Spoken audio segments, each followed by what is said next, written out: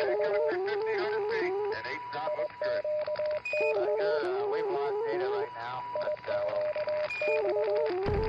like half Tommy, please.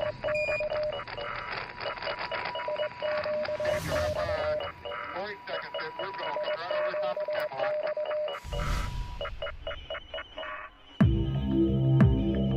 We are going for liftoff in T-minus 30.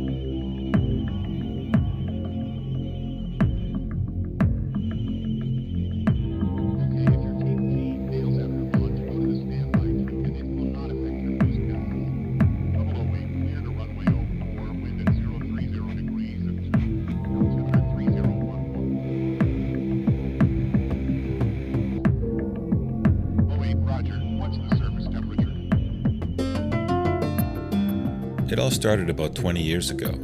I was visiting a homeopathic farmer outside of St. Jacobs, Ontario. He was turning us on to some water additives which could remineralize dead water and perform health miracles. He was a fascinating man who had an intense passion. Suddenly, the topic got off base and he began to talk about a 1970s fiction novel entitled Alternative 3, which he claimed was actually a true story. It sounded crazy. The story went like this. A small elite group of people were disappearing under the apparent guise of being tapped to work in a think tank abroad. The think tank was actually a base on the moon, itself only a second stage in a process leading to Mars to establish a survival colony for humans. The theme being that we on Earth are doomed to environmental destruction and the human genome must survive.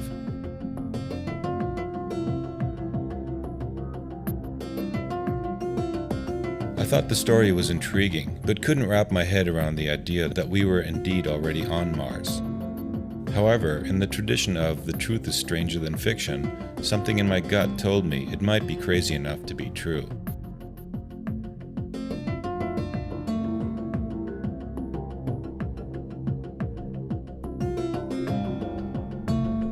Fast forward, we now live in a world where the majority of the population lives in absolute poverty. A minority of people consume most of the world's resources, and global financial meltdown is lurking in the shadows.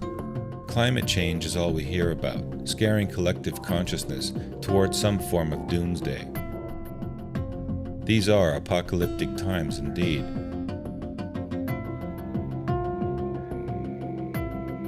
Maybe there was something to the Mars story. Could there be a survival colony for an elite few? Why not?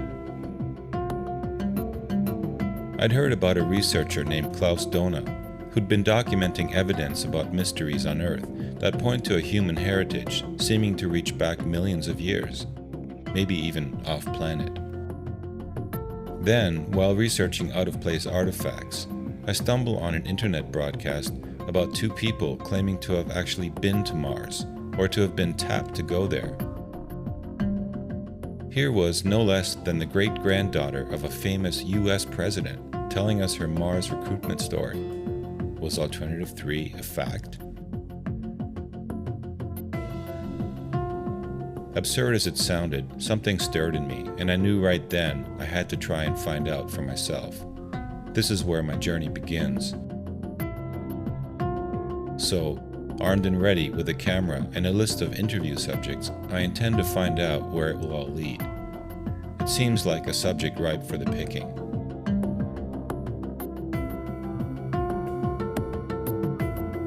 They say the universe will open the doors for fools wishing to know a secret.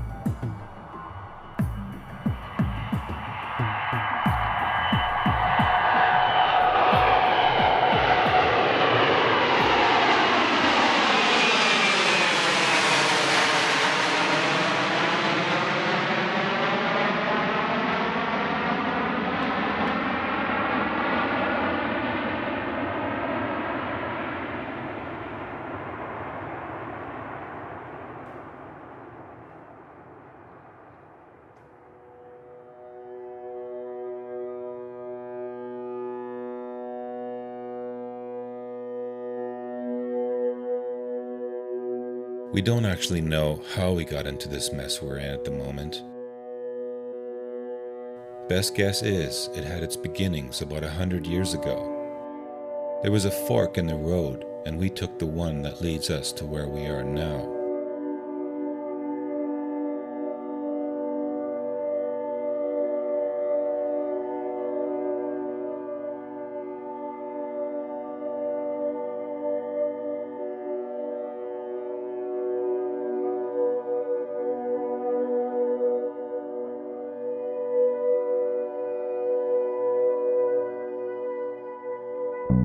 The global elite, a secret group that believes its role is to shepherd the human genome, preserve it by steering planetary events, influencing our lives to keep us out of trouble for the greater good.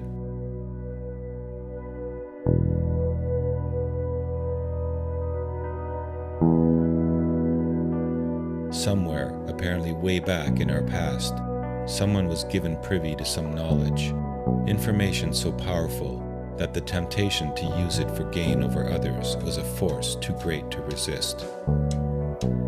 We now live in that world, where a few select power brokers control the whole system. With one flex of their financial muscle, global stock markets crumble, spiral out of control, or shoot up, dropping billions more into their pockets. Technology flows to where the money is. We get rules, regulations, global greenhouse taxes, and artificially triggered wars. Their media, known as the mainstream, points us at false flag operations, while the consumer, trained and schooled over the past century to accept the historical picture presented by their keepers, so as to stay consistent with the picture of reality that they have carefully modeled, believes he or she is powerless to effect change. Going about our daily lives, trying to keep our heads above water, entertained, pleasured by the many toys we can access to stimulate our lower senses, keep us distracted at all cost. Even now we are told we are powerless, like a herd of sheep that is kept under control by a single barking dog, effectively conditioned to believe we need to follow the instructions of our keepers. Diseases, pandemics, injections of vaccines, carefully crafted chemical concoctions set to trigger in our systems with corresponding frequency manipulation.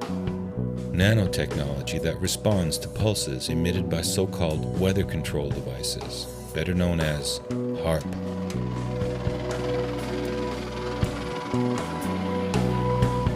For those of us who look into that deep hole, there is even more. Wherever we look, traces of an unseen hand leaves a trail. Our skies are sprayed with toxic aluminum and barium, while pilots, both innocent or willing compatriots, ferry us around the globe in an ancient technology we are told is the state of the art. Under our feet, oil and natural gas is being sucked out of the ground to feed carbon-based technology, leaving a vacuum cavity under the crust that could eventually crack the earth, leading to man-made catastrophes. And there's talk of a kill-shot flare, a ticking time bomb that would send our way of life back to the medieval times. But those in the know are aware of another reality, that global eruptions could have another, more sinister cause. In 1983, we spotted something huge nearing our solar system. Is it the legendary planet known as Nibiru, Planet X, or the Destroyer, returning as our sun's orbiting partner in a very long cycle to cleanse our civilization of its sins? But what is sin? Are we guilty of that? Or had we collectively chosen another course if we'd been given the truth about our ancestry and our true heritage, technology? Haven't the masses been dumbed down using mind control media, television, radio, print, and internet? Symbols and methodology invented decades, if not centuries ago. Behind it all is a secret so great, those who dare to challenge the view are confronted with a perplexing and dangerous undertaking. to let go of the proverbial rock of comfortable acceptance, to smash up against the current of disclosure as the river of truth takes them down the rabbit hole of clear perception, perhaps for the first time in their lives.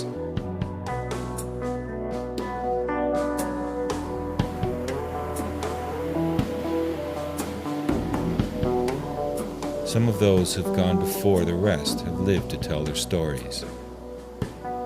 Others have vanished. Were they too dangerous to be left out in the open?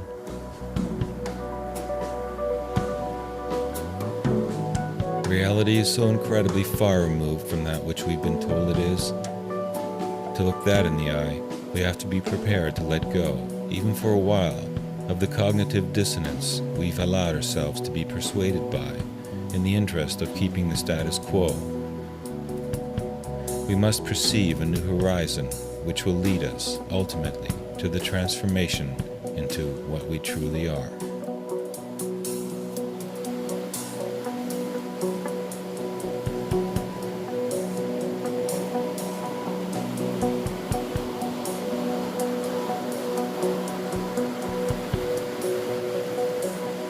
All I'm prepared to say is there were three alternatives for discussion.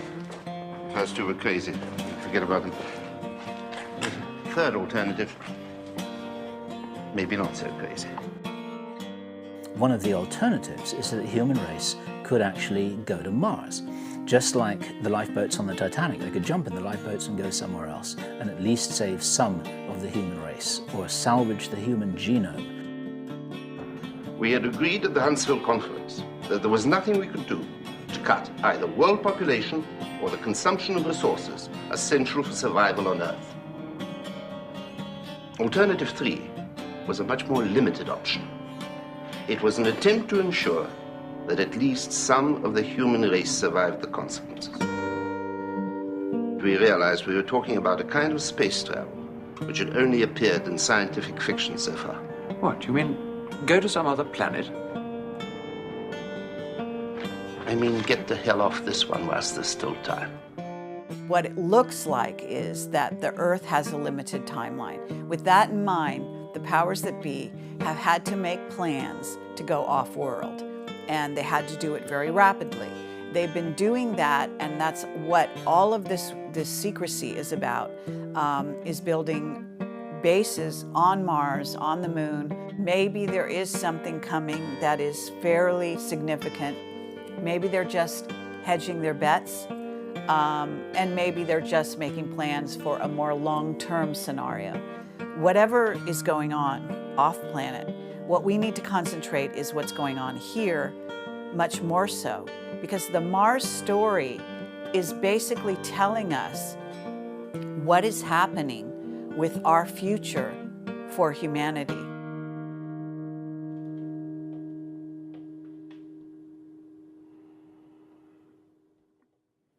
People have been constrained in this little reality box.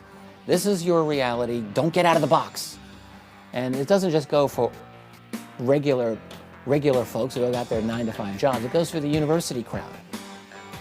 Scientists and academicians do not allow themselves or allow each other to go into certain areas. And this is an important element of this topic. People go through their lives on autopilot all the time. You wake up, you make breakfast, you go off to work, you do your thing, you belong to the machine for 8 hours, you come home, you do your thing, and you're in your mode, right? And this mode does not usually include thinking outside the box. It doesn't usually include all that stuff you got done with when you were a kid. And now you're an adult, and now you're in the zone. But what people don't realize is that they need the truth. And when they don't get truth in their lives, there's a little part of you inside that says, I'm hungry. I need something more than what is being given to me by this society. I'm Andrew DiBasciago. I'm a lawyer in private practice in Washington State. I hold 5 academic degrees, including a Bachelor's of History from UCLA and a Master of Philosophy from the University of Cambridge. 10 years ago, I began investigating my experiences in DARPA's Project Pegasus in the late 1960s and early 1970s. I was a child participant in the early days of time-space exploration by the US government. Project Pegasus was the real Philadelphia experiment. It was the US time-space program at the time of its emergence. We were working with two technologies primarily to access past and future events. The first was a teleporter that was being developed from papers that Nikola Tesla had left at the time of his death in 1943. We were regularly jumping through a device at the old Curtiss-Wright Aeronautical Company facility in Woodridge, New Jersey, and popping back into view on the grounds of the State Capitol Complex in Santa Fe, New Mexico. The experience of teleporting was almost emotionally overwhelming for a small child. We had jumped into a vortal tunnel that had been opened up in the fabric of time-space. As Jack Pruitt, one of the team leaders on Project Pegasus, once described it, the teleporter was creating an interstitial chasm in the fabric of time-space. So I found myself rushing forward seemingly at a great rate of speed, but also sometimes I felt I was falling downward, and sometimes I felt I wasn't moving at all. Really what was happening was, rather than the teleporter digitizing us, disintegrating us and then reintegrating us at the destination, it was wrapping the universe around us, and we were passing through to a new location on the Earth. When I would look to the side of the tunnel, I would see bands of light that were moving at an incredible rate of speed. And in them, I could see a multiplicity of events going on on other timelines, rapidly rushing past. And then after several seconds of that, we would see a light at the end of the tunnel. It would approach very quickly as if it was going to hit us. And we would find footfall in New Mexico. We learned, beginning in the fall of 1970, that we could spend the entire day in New Mexico, and dusk would fall there. And then we would be taken to the Sandia National Labs where the teleport was. And we would jump back to New Jersey and find that it was broad daylight. So they were literally using time travel to conceal the time travel program that was then emerging. The other device we were working with extensively was not a teleporter, it was a device called a chronovisor. A chronovisor is an electro-optical device that propagates a hologram that is so dense that it has a lensing effect by which events that are going on non-locally in the quantum hologram, what we would call past and future events, are brought into the laboratory. And you can use this device either as a technical remote viewing device to see things that are going on in a form sort of cubical cinema, three-dimensional cinema as it were, or if you're standing on the stage of the device when the hologram is propagated, you experience going to that past time and place. So I was part of a cadre of bright, healthy American school children that they introduced to teleportation, and then whenever we would arrive in New Mexico, we would be bused to a small town called Lamy, New Mexico. There was an old school site there, and they would test things like our heartbeat, our blood pressure, and other medical indicators. The chronovisor worked by receiving, decoding, and reproducing the electromagnetic radiation left behind from events. Along with the visuals, it could also pick up the audio component or sound waves. It sounded like science fiction. But German physicist Ernst Zinkowski met with and discussed the chronovisor with its inventor, Catholic priest Father Pellegrino Ernetti. Normal physics, which we are taught in the universities or in the institutes and which is used in technical applications, is not sufficient to explain these phenomena. It comes to psychophysics and it comes to consciousness research. The chronovisor, according to the reports, was not only able to trace things back from the past, but he was even able to tell about things in the present and even from the future. So this is a completely dangerous thing. You can do with that machine very, very bad things, I would say. What we call time is nothing real. time is something which is psychic, and everybody lives in its own time. And it's only a possibility to order things in a sequence. But really there is no time. He told me that, and it was in the literature, that they were able to, from a video screen, to get it by a camera documented, and this was then presented to the Pope and the other Italian high brass. The Vatican seized it to prevent any harmful, or maybe it's still working. I don't know. You know, I studied experimental physics, and I am not a theoretical physicist. And I do not believe in theory. I only believe in what I have at my hands on my table, you see, like an engineer. And it is not astonishing that a lot of people which are dealing with these problems are not physicists but engineers. The theory is far away, but the practical experiments are binding. There was a speech of Professor Zeilinger from Vienna in Mainz, and I attended it. And he is working in quantum physics and quantum teleportation. And he told the audience, well, we do not understand what we are doing, but we do it. Basically, it's quite simple. The difficulty is that we invented during the last 200 or 300 years a system which excloses all these things.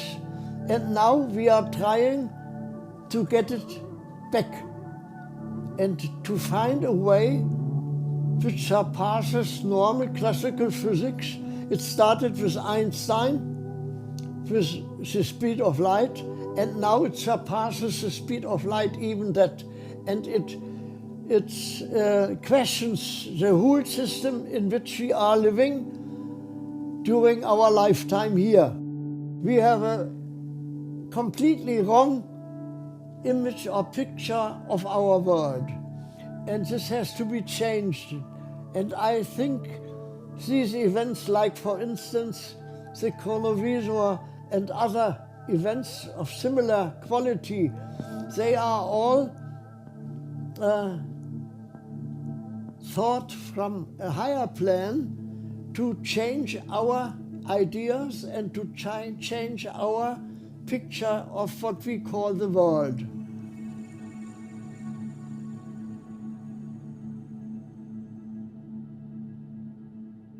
I don't have any words, but Bob has expressed everything that I would have said. I can confirm it because I've been working in top secret for 30 years, and above top secret. We've shared a common background, but I just met him recently here. And I can only say that, yes, there's life on Mars, there are bases on Mars. I've been there. And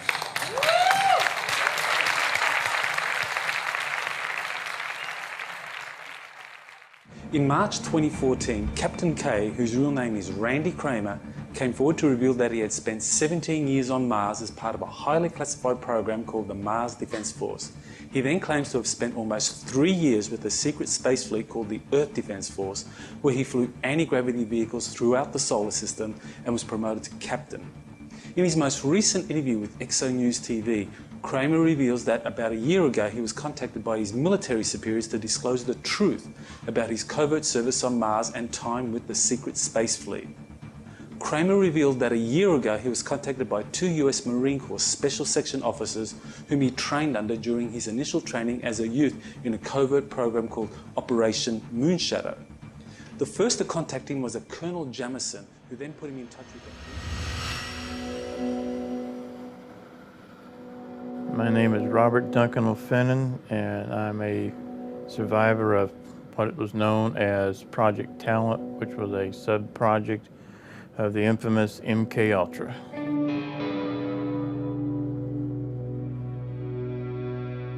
The personality that's sitting here talking right now was put to sleep, and the artificial personality is awakened and does the job that it's commanded to do.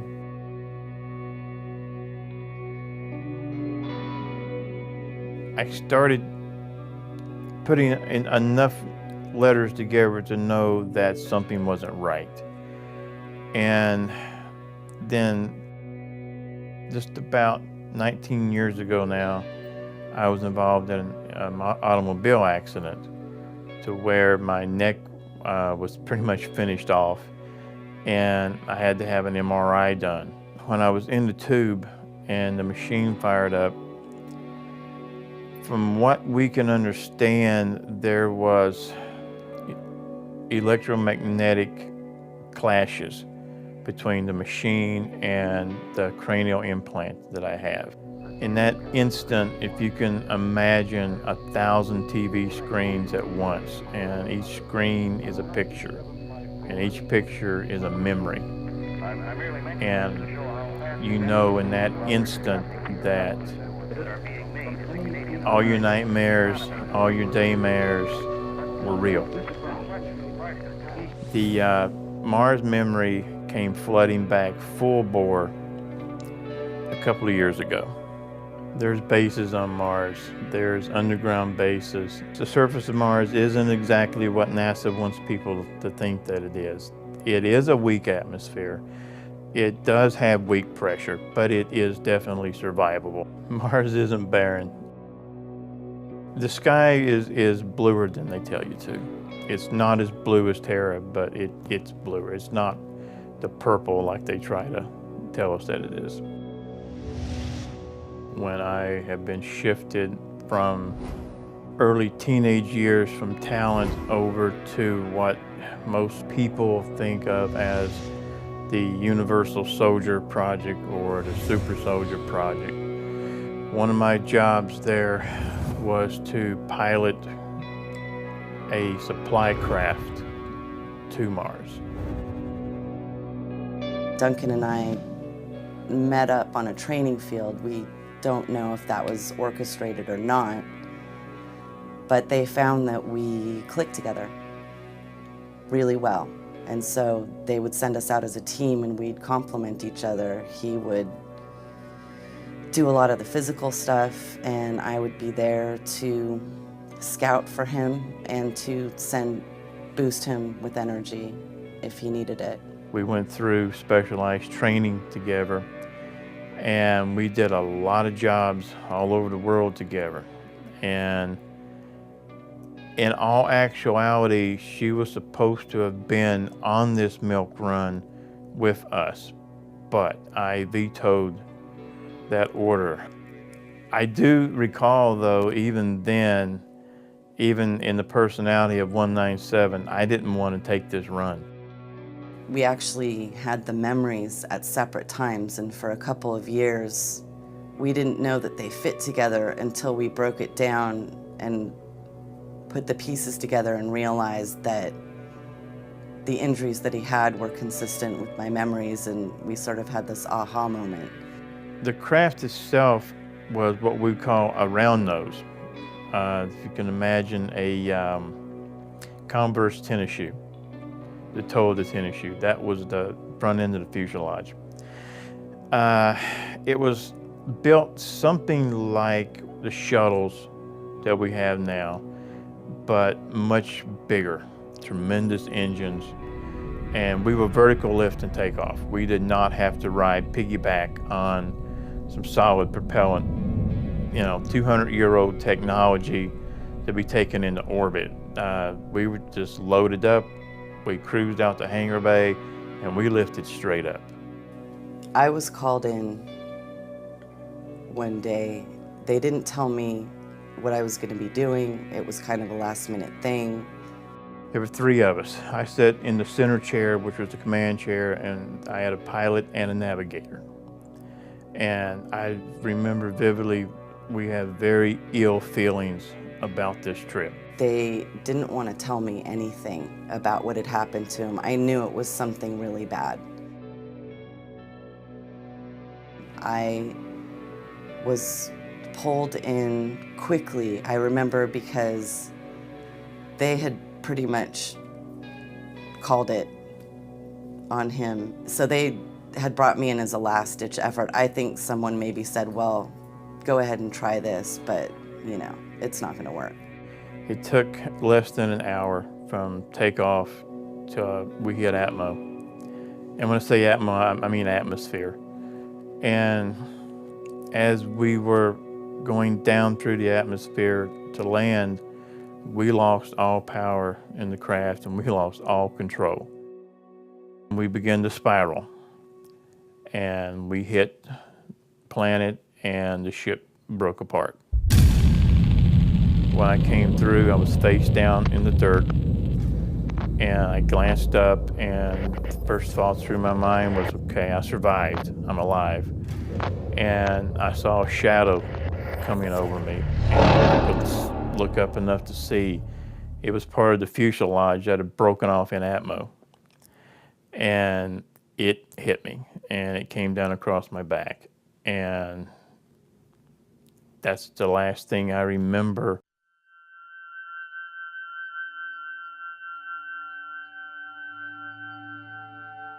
Duncan was, they had Duncan's body on a gurney.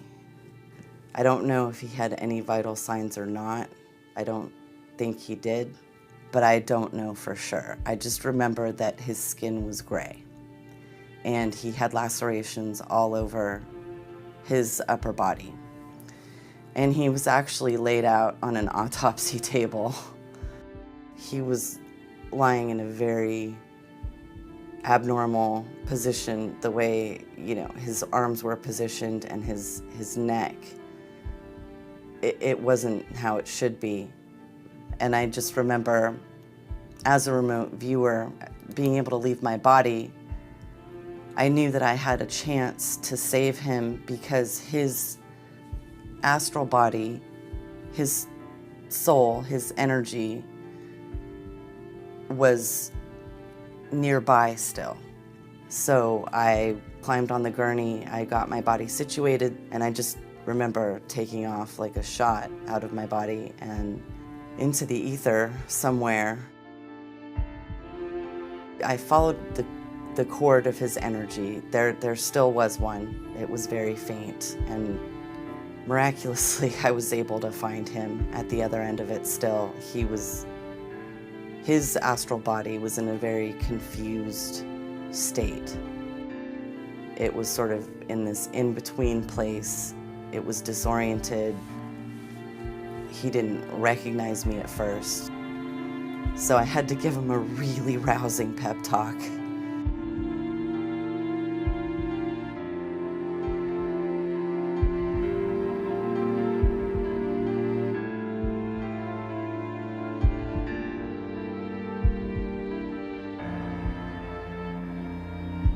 He came back.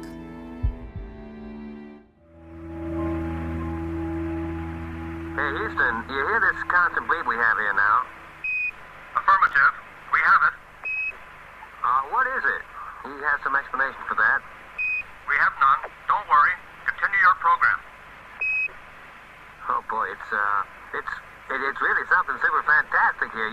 You couldn't ever imagine this. Roger. We know about that. Could you go the other way? Go back the other way. Well, this guy Ridge, pretty spectacular. My God.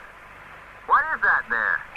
It's been suggested, among others by some very responsible people, that you, all of you on the Apollo program, saw far more out there than you've been allowed to admit publicly. Would you like to comment on that suggestion? What the hell are you trying to do to me? Can I ask you, what the hell are you trying to do to me? Well, I was only trying You trying to screw me? Well, why me? I'm up there to do a job, man. That's all I was up there to do. I don't have to answer questions. Oh, hell. What's the matter with this thing now? It's not this end. Somebody's pulled a switch somewhere. When I started moon rising, I started looking at all the Apollo photos that I could get my hands on because I was looking for artifacts that could be structures.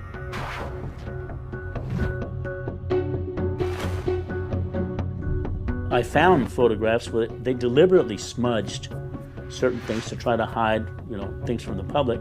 There's one big photo that was taken on the Clementine mission, and they deliberately smudged this object that's on this above this crater on the far side of the moon. And the reason I found it is because the Clementine, the Navy had a Clementine browser, 1.5, where you used to be able to go in there and click on certain areas and find these photos. The thing is, because of moon rising, I opened my movie with that one particular photo, and you can see right there that they deliberately smudged this huge object that's 10 times the size of Los Angeles. Because of that film, the Department of Defense and the Navy have taken the Clementine 1.5 browser and taken it off. So there's no longer any access to this. I found tampering with the horizon of the moon landscapes, where they deliberately removed the complete sky. In other words, they'd taken a photograph that probably had either a structure or a UFO or something in the background, and what they did is they totally erased everything that's there. There were even crop marks that are used by the Hasselblad cameras for measurements. Those were even erased. I mean, they deliberately erased these. Shoddy job doing it. And my guess is that they were wanting to hide something that was in the sky, or there was a huge structure, or something in the background, or maybe it was a soundstage wall or something, if it was faked, I'm starting to believe that there were probably a lot of cases where a lot of these photographs were taken inside sound stages. This is because of the photographs that I've seen.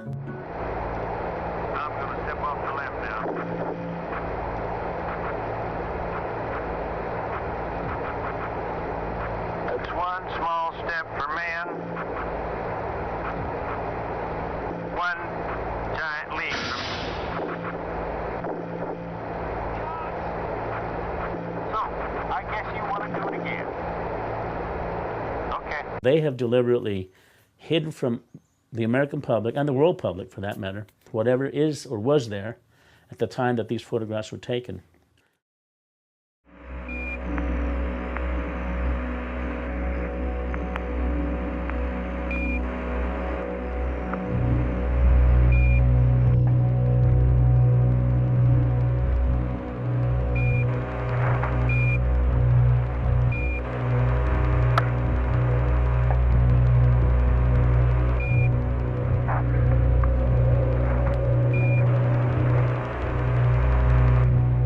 It was a derelict spacecraft, very ancient, maybe 1.5 million years ago. And we are talking about something 4 kilometers long, very big.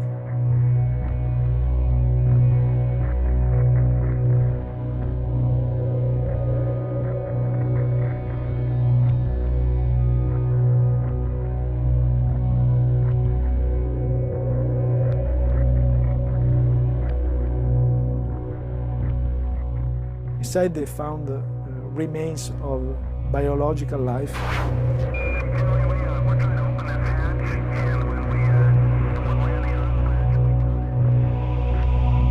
Presto, changeover. There's the TV. Oh, beautiful. I'm glad to hear that.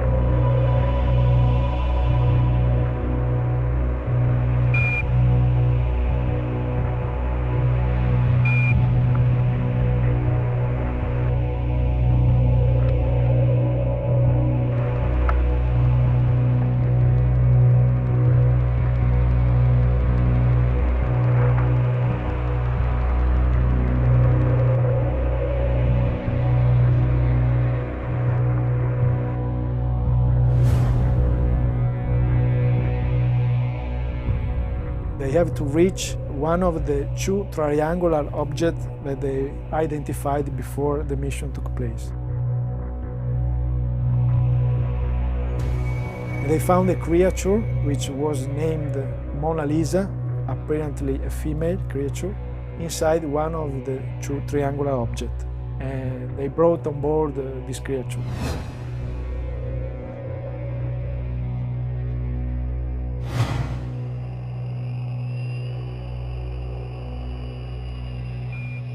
What we're seeing is an alleged EBE named Mona Lisa. Supposedly, she was the pilot of one of the triangular craft. The facial attachments, it was suggested, were some kind of navigational implant. And she's wearing what could be the precursor to modern-day digital circuit clothing. But the most shocking thing was, she was registering signs of life. She was not dead, she was not alive, a sort of suspended animation.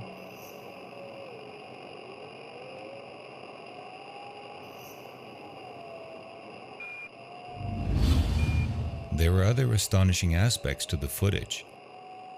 As the camera points out of the lunar module window, we can clearly make out that tower from the ancient city footage. We also see a Soviet lunar rover, Lunokhod, parked outside, further suggestion of a continuing US-Soviet collaboration. But there were also some serious problems with the footage. To a trained eye, this was clearly a composite of two images, made most obvious when we momentarily see through the person doing the exam. With the floating foreground, clearly this material has been manipulated. So, was it all just an elaborate hoax? But who would go to all the trouble to stage such a sophisticated fake disclosure, produce video footage so cloaked in realism it rivals even big-budget Hollywood sci-fi productions, and all for no apparent monetary gain or public acclaim? The Apollo 20 footage of the so-called EBE Mona Lisa is authentic, but it is manipulated. It seems an attempt to disinformation. There are two very interesting clues about the contradictory aspects of the story. One of them is the presence of a frame of the Apollo 11 mission at the beginning of the flyover of the huge cigar-shaped object made by the lunar module Phoenix. It doesn't make any sense to put a frame which belongs to another mission. Unless maybe it was the only possible way to tell the incredible truth. Viewed as a whole, the evidence might well be deeply embedded pieces of a cleverly thought-out jigsaw puzzle. Hide enough truth of what really happened out in the open, leave the breadcrumbs for future generations to solve.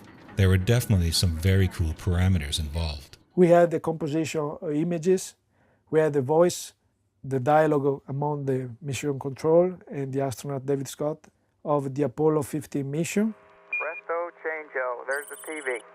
And then we have the tracks of the rover of another mission. My idea is that David Scott was a key player in this story. There are several astronauts, Buzz Aldrin, Neil Armstrong.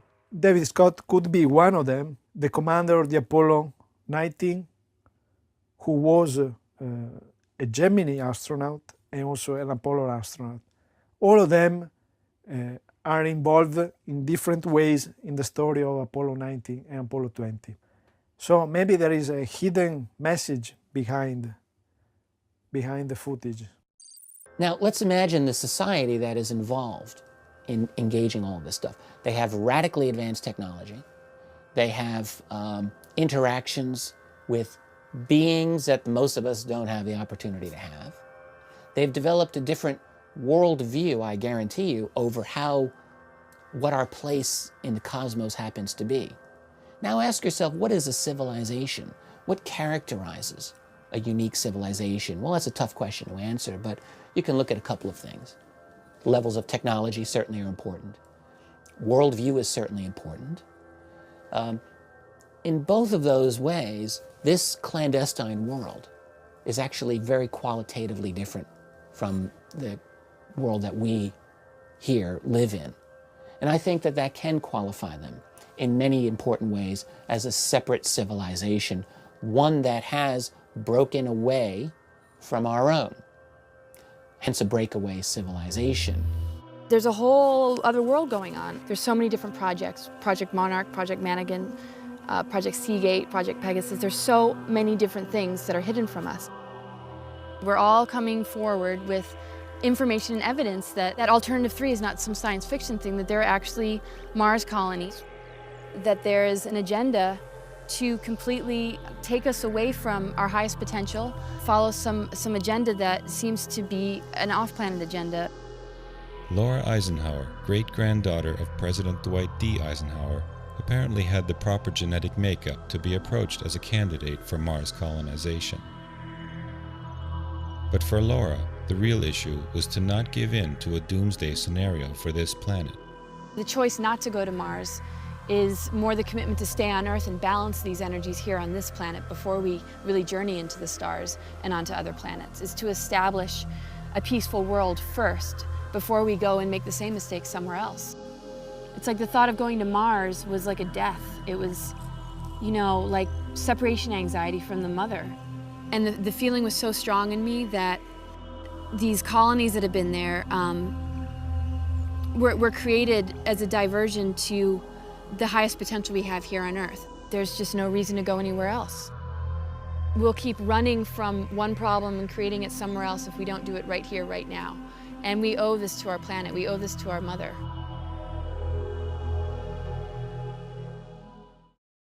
But forensic photography researchers started taking NASA-published material under their scopes, and the results cast serious doubt on the idea that, even if it had been a frozen body for a time, the Mars of now no longer seems to be a dry, barren planet devoid of life.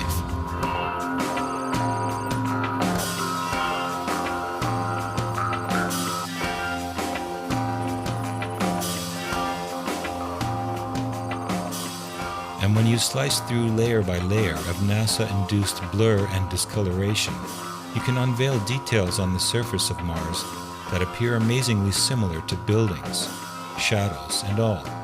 These are not pixel errors. You certainly have to marvel at how long they've duped all of us into thinking that Mars has a red sky and is only available in sepia tones. The final lead Luca Scantamburlo had given me was this picture. It was supposedly Buzz Aldrin on the surface of Mars in 1970. There may have been super-secret missions to the moon, but there was also a collaboration between the US and the Soviets, 13 missions in all, for a project called Red Sun, the purpose of which was to set up a base on Mars. This would be the real-life version of Alternative 3. According to the story, as part of Project Red Sun, Buzz Aldrin and Neil Armstrong had been the first two men on Mars, but they were there in 1970, roughly the same time they were supposedly on the moon. So either they were never on Mars, or, if they were, the Apollo 11 astronaut we saw taking one small step for mankind on the moon might not be who we think it was. Was the man who took that fateful step in 1969 in reality somebody else? There was a time when the persons who deserved the highest honors remained hidden to serve their country, while the persons who were just actors got the best and high honors. We can't blame them, that was their duty. This could be a greater revelation for everyone who deserves to know the truth. Everybody remembers the pictures, the clip where there is Neil Armstrong is making the first step on the moon. That footage is real. That is a 3-year-old clip made in 1966. And that guy is not Neil Armstrong. He's a military astronaut. How is the quality of the TV? Oh, it's beautiful, Mike. It really is. Oh, geez, that's great. Is the lighting halfway decent?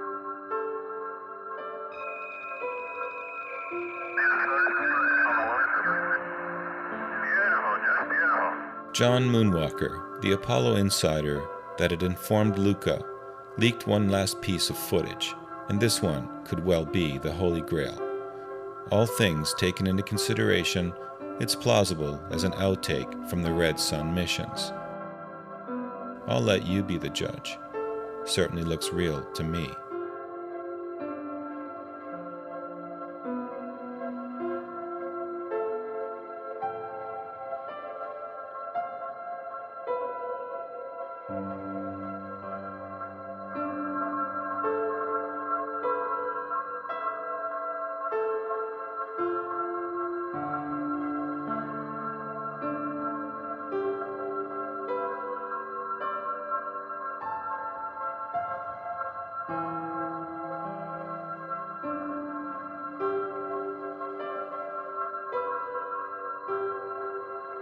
These things that I see here cast perfect pyramidical shadows upon the ground. And as a man who makes statues and other items of art, I know a pyramid when I see one. And here's another thing, whatever these structures are, they are so durable that they have kept their shape in spite of the terrible winds that are said to blow upon the plains of the planet Mars. These documents beg the question, are we somehow connected? That is, are the pyramids on Earth connected with those on Mars? Is it possible that the pyramids on Mars are stepping stones to even a greater mystery of extrasolar intelligence that may have been behind the engineering of these massive landforms in the Elysium Quadrangle, some as large as 700 times the size of the Great Pyramid at Giza?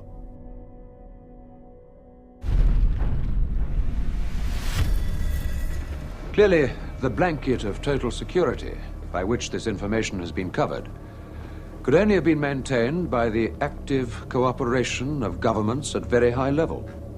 Equally clearly, there must have been powerful reasons why the true conditions on Mars, suitable as they appear to be for human habitat, have been kept secret.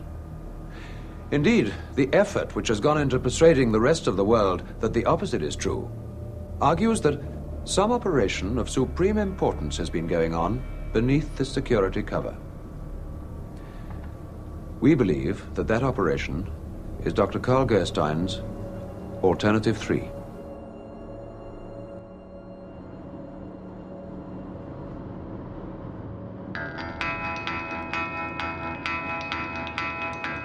In the second half of the 20th century, the systematic destruction of our natural habitat began to accelerate exponentially. Some believe there has been a deliberate move to mutate life on this planet. Is the global elite culling the herd so as to have more for themselves? But why destroy a good planet for the sake of some sinister plan? There must be more to the story. The interplay of reality with illusion seems to be a key factor keeping the rest of us from knowing what we are capable of, who we truly are. Our society invests an awful lot of time, energy, and money to maintain these illusions, so that we can escape too. But it's not to Elysium. We escape reality to ease our pain, commiserate in sorrow, boost our egos, looking the other way at all cost. Alternative 3, whether fiction or fact, stands for reality deeply coded with deception. Are we willing to risk entertaining the thought that we are deliberately being sold out day after day, kept at war with one another by a clever, complicit, controlled, and sociopathic mainstream, bought and paid for by an elite breakaway civilization? It's the answer to that question that will determine where exactly we end up when the transhumanist agenda collides with what it means to be human.